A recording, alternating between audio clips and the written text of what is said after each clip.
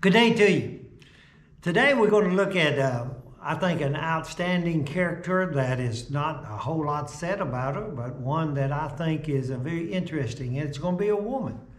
Because some women of the Bible, we don't think about them. They don't get the credit, I think, that they should. And there are some women that have done some great things and showed some great character in the Bible. You know, a lot of us, we have known women I have in my life that led me and helped me to do many things, from becoming a preacher to helping me to work on class and everything else. And they have been so much of an encouragement to me. And I think we can look in the Bible, one of these, if we're going to look at 1 Samuel. If you turn your Bibles to 1 Samuel chapter 25. 1 Samuel chapter 25. There, the chapter starts out with something we can see. Then Samuel died, and Israel gathered together and lamented for him and buried him. Now, this is what happened, but basically, that's the only thing that we see about him in this chapter, because in verse 2, it starts this. It says, "Now there was a man, a male, whose name was, whose business was in Kemet, and the man was very rich. He had 3,000 sheep and 1,000 goats, and he was shearing his sheep in Carmel." And it says the name of the man was Nabat.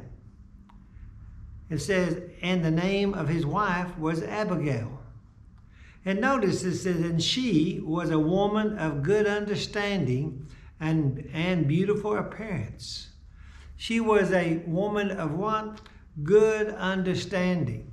When we look at this, we would say this is another word that I think even some of the version says she was very wise. Because that's what the connotation is stating here. She was very wise. She was very, not just smart, but good understanding. She understood situations. We're going to see that with this woman. She was a woman that we can see had good understanding. And she was beautiful. But the man was harsh and passionate and evil in his doing. Basically, he was a man that was harsh, and basically he was evil in his doing. We would say he was not an honest businessman in many ways. He was someone that might withhold what should have been paid and not give the men and stuff and what they should. A harsh man. We see that. It says he was of the house of Caleb. It says when David heard, and when David heard in the wilderness that Nabat was shearing his sheep, David sent 10 young men. And David said to the young man, "Go up to Carmel and go to Nabat and greet him in my name." Now, we got to realize here it was, they were shearing sheep. If any of you ever been in sheep country, and I've lived out there and visited out there in Texas, New Mexico, in sheep country, when shearing time comes, it's a big deal. It's a big deal even today when we have the electronics and all this. But back in the day when they sheared the sheep, that's when they got the income from the wool. Matter of fact, it was time, and old timers have told me they used to make more money from the wool than they ever did selling the sheep. That was their money crop. And here it was, they did this. Look at how many, 3,000 sheep? Well, I hate to tell you, but by hand, no electricity, it took a big crew to shear 3,000 sheep. And they would do like we did when we had rounded up when I was a kid. We would round them up. We would brand all the yearlings and all this. Anytime those ranchers did this, we usually started in the morning, worked all day, but guess what? We had the lady folks, we had a big dinner. It was almost a celebration. Does that make sense? It was almost a celebration. Because it was a time when finally, now you're going to have the crop being produced. And this is what happened. It was a time of, yes, hard work, but also it was the harvest. A time that they would have celebration. And notice, it says David sent the 10 young men down.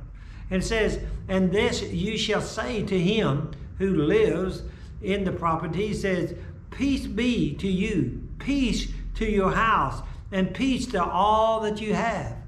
Just peace, peace. And notice he didn't send a large group. Somebody said 10 men, that's a lot. Not compared to how many men would have been there sharing 3,000 sheep. That would have been a token of the people that he had around him sharing 3,000 sheep. But it was just enough to, we see what he was doing. He was sending the young men down to just take part in this harvest, if you make sense. It says that you shall go, greet him, and say to him this. Now I have heard, it says, now I have heard that you, this is what they are going to say. Now I have heard that you have shearers and your shepherds, which was with us, and we did not hurt them, nor was there anything missing from them all the while they was here in Canaan. It says, I asked your young men, and they will tell you, just ask them, and they will tell you that and therefore let your young men find favor in your, let my young men find favor in your eyes, for we came on a feast day. It was a feast day. That's what it was. He said, we came on a feast day. He said, please. And notice, he used the word that my mama said was one of the most important words in the American dictionary. What was it?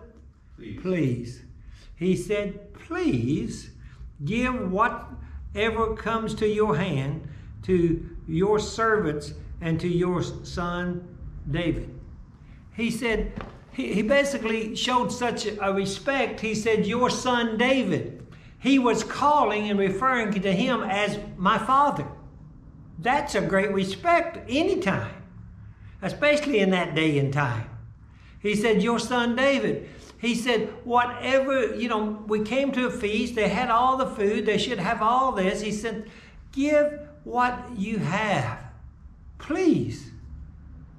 He didn't demand a tenth of the herd or 1% or anything else. He just asked that they remember them at the feast and give them whatsoever that they had. It says, and said, ask, and they will tell you. So when David, young man, came, they spoke to Nabal, saying into all these words in the name of David, and waited. They spoke and waited. Now the word waited meant that he didn't just give them an answer real fast. I don't know what he did. I'm sure we're going to find out later he didn't talk to his wife. Because it says, and waited. And Naaman, and he answered David's servants and said, who is David? And who is the son of Jesse? There are many servants nowadays who break away, each one from his master. Now, first of all, I think this was a tongue-in-cheek comment. First of all, it said, who is this David, son of Jesse? Sounded like he knew who he was. He didn't call him David. He called him son of what? Son of Jesse. Matter of fact, if we look back, if we can trust even King Saul, if we go back in chapter 18 in this book, we go back and see what Saul said about David. He said, you know what they are singing? This is what Saul said. They are singing that I've killed my 1,000, but David had killed his 10,000. I cannot believe a man of that much people under him, had that much money, did not know who David was. It was a put down. Just who do you think? Basically, he was saying, who do you think you are? and he was not showing respect to him. And of course, David, and I told him, he said, talk to your young men. And we're going to find out just a little bit later what the young men said, and we're going to find out what David did do for this man. Even though he didn't admit it, we're going to find out what David had done for this very man. So it said, so David, young men, turned on their heels and went back. I like this. They turned on their... Now somebody said, what does that mean? Well, it means exactly what it said. The thing about it is, when you turn on your heel, that's abruptly left. That's the word we would say, I think, there, don't you think, brother? We would say they abruptly left or immediately left. That's what it means. They didn't walk around, they just turned and immediately left. Why? Because of this comment. If it makes sense to you, it was cutting, it was a reproach on their leader and them for following him. That's what it was. And they took it as that. Now notice, that's what happened. And it says in verse 13, then David said to his men, after they had told him all the words, so David, young men, turned, went back, told him. Then David said to his young men, each man gird up his sword. So that every man girded up his sword, and David also girded on his sword. And about 400 men went with David, and 200 stayed with the suppliers. Wow, 400 men. Soldier with the sword. From what I can find out about the shepherd or the rancher or whatever, he could have had, with that many sheep, he could have had 200 or 300. But they wasn't soldiers. But they had it could have been 200 or 300 there, taking care of that many sheep. And most of the shepherds wouldn't be out with the other, they would be in with the sheep. So we're talking about, a pretty good sized force. But they was not what? Soldiers. They was shepherds and people working with the sheep. It said, now one of the young men told Abigail. Now this is one of the men that had been there. It says, Abigail, Naaman's wife, saying, look, David sent messenger from the wilderness to greet our master, and he reviled him. He came to greet, not threaten, not demand, but he came to do what? Greet. And see what the greeting was. It was a greeting of great respect. He even said,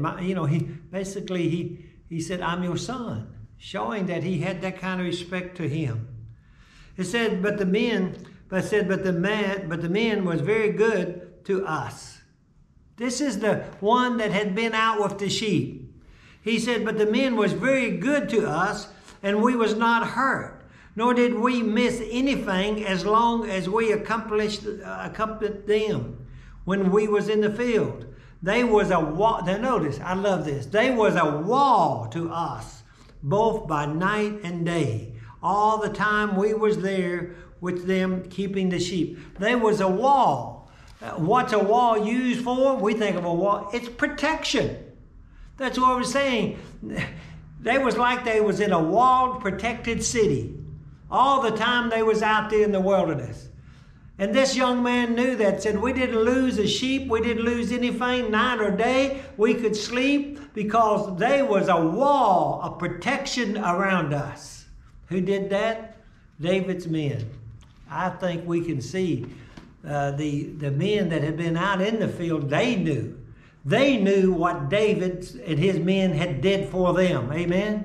Amen. They knew what had been done. It says, they was very good. They was a wall to both us day and night. All the time we was there keeping the sheep. Now therefore, know and consider what we will do. For harm is against our master and against all his household. For he is such a slothful that one cannot speak to him. He was so upset, I think my definition in Okie term would be he was such a hardhead. That makes sense. Or hard-hearted. It says, and that one cannot speak to him. I think that shows that that young man, that man that came to talk to Abigail, was a man that had tried to talk to her husband. But her husband wouldn't listen to anybody else because he was smarter and knew more, and he was going to get his way. But said, then Abigail made haste and took 200 loaves of bread, 2 skins of wine, 5 sheep already dressed, 5 seers of roasted grain, and says, and 100 cluster of raisins, and 200 cakes of figs, and loaded them on donkeys. And she said to her servants, go on before me. See, I am coming after you. But she did not tell her husband. What did she not do? She went and did not tell her husband. You know why she didn't tell? Because she was a wise woman. That's why. She was going to save her husband if he couldn't save himself. So it was, as she rode on the donkey, that she went down under the cover of the hill, and there was David and his men coming down towards her, and she met them.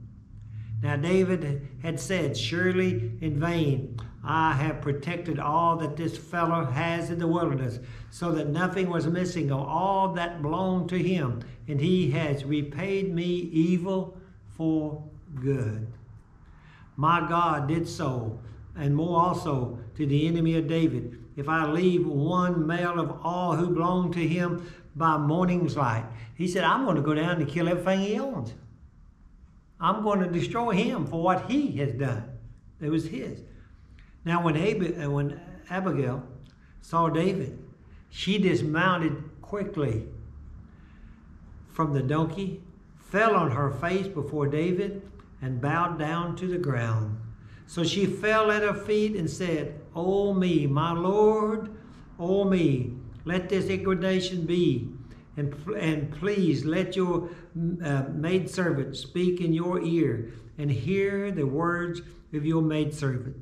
Please let not my Lord regard this scandalous Nabal, for as his name is, so is Nabal, is his name, and foolish is with him. And it says the meaning of the name even meant foolish one. So he was, I don't know if he got the name before he became foolish or foolish after he got the name. It doesn't give us that, but that's what his name was. It says, but I, your maidservant, did not see the young men of my Lord whom you sent. Said, I'm sorry, I did not see them come in.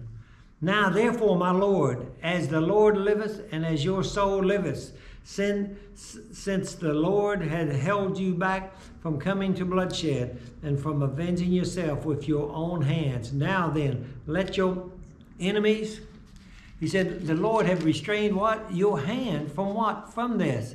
Those who speak harm for my Lord might be as Nabal. And now, these presents which your maidservant have brought you to my Lord, let it be given to the young men who follow my Lord. Please, now notice, I love this. Hear the word please again. Please forgive the transgression of your maidservant, for the Lord will certainly make for my Lord an enduring house, because my Lord fights the battle of the Lord, and evil is not found in him there throughout your days. Do what? She said, for the Lord will what? Make for my Lord. She's saying, please forgive the trespass of your what? Your maidservant. What was her guilt? She thought, now she did think she had some. Somebody back there said, no, she did. She thought she had some. She should have been watching what Naaman was doing at that feast. She may have been busy doing other things, but she knew who he was and what he was. And I can understand what she was doing. It sounded like she was a woman that had probably been doing it for quite a while. You know why? Because when trouble hit the fan, the servants came to her. Why? I think they probably had a habit of coming to her. Just my thought. I think she said, you know, I should have been watching. Should have been watching. So oftentimes, but the thing about it is, sometimes we can be watching for things, and not see them. But sometimes we have to do like Abigail. Sometimes we have to correct the wrongs of others. Did you know that? If you don't know what I'm talking about, you don't have any children. That's the only thing I can say. Your children can do something, and then you have to, so oftentimes apologize and teach them a lesson, and teach the people a lesson too. And many times, kids learn by what? Mistakes. But we have to realize we have to own up to our mistakes. I'm not going to go on, but you find in this story, so oftentimes you keep on going, you find that when this happened and he realized what had happened, she went back, he was drunk. She told him, and he was so, he didn't realize what he'd done. And matter of fact, he just went into a state, and 10 days later he died. Her husband died. And when her husband died, it was talking back to David and said, he died. He sent to Abigail, and she became his second wife. Or third wife, I think it is, third wife. But she ended up having his second son. We don't know really what happened to him. His son was Daniel. Some people looked at that and said, Daniel, that's he became the prophet. No, that was 400 years later. We don't know what happened to him. We don't have recorded of her death or what happened to him. Some have said it looked like he must have died before his father did, which was not unusual for many young men to die. But the thing about it is, if Abigail had anything to do with it, that boy was brought up right and probably died right. And I believe she did. She was a blessing to her first husband when he died. I believe she became a blessing to David. And I believe she's a blessing to all of us, because her story is in here. How one woman, somebody saved a man, saved hundreds of men. Like I've said, from at least 150 to 200 men, David was going to go down and kill every one. But she saved them. She saved them because she cared about those around about her. And I think that's why David ended up marrying her. Because he saw somebody that understood responsibility and loving and caring for those round about us. Great woman, great message. If we could be more like her, women and men, then I believe the church would grow and Christianity would flourish for a long, long time. God be with you till we meet again.